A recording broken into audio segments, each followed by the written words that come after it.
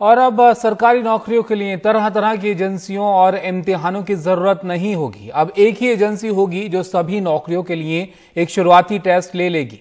इस प्रीलिम परीक्षा के नंबर 3 साल तक के लिए मान्य होंगे। अब बैंकों, रेलवे या सरकारी दफ्तरों में नौकरियों के लिए बहुत सारे इम्तिहानों में बैठने की जरूरत नहीं है। अब एक राष्ट्रीय नियुक्ति एजेंसी होगी जो ऐसा एक ही इम्तिहान लेगी। केंद्रीय कैबिनेट ने इसके गठन के प्रस्ताव को मंजूरी दे दी है। यह तय किया गया है कि शुरू में राष्ट्रीय नियुक्ति एजेंसी में 3 एजेंसियों, रेलवे रिक्रूटमेंट बोर्ड, बैंकों की आईबीपीएस और स्टाफ सिलेक्शन कमीशन का विलय किया जाएगा। ये एजेंसी ग्रुप बी और ग्रुप सी की नौकरियों के लिए अब एक शुरुआती कॉमन एलिजिबिलिटी टेस्ट लेगी जो ऑनलाइन होगा।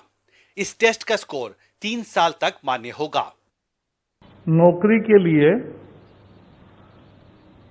जो युवा होते हैं उनको बहुत परीक्षाएं देनी पड़ती है। ये सब समाप्त करने के लिए एक ऐतिहासिक फैसले में नेशनल रिक्रूटमेंट एजेंसी, राष्ट्रीय भर्ती संस्था, ये परीक्षा लेने वाली कॉमन एलिजिबिलिटी टेस्ट ये लेगी।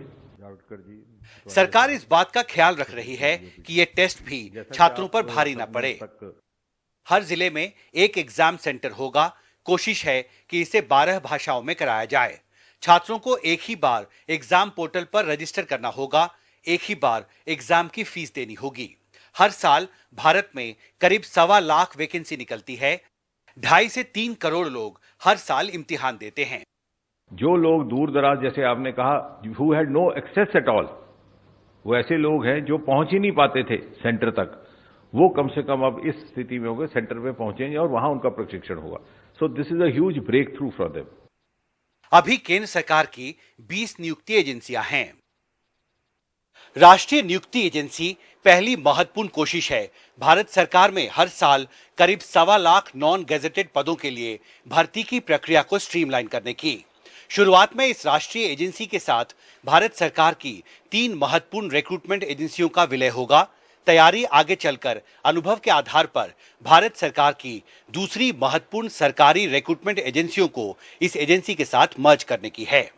दिल्ली से हिमांशु शेखर, एनडीटीवी इंडिया।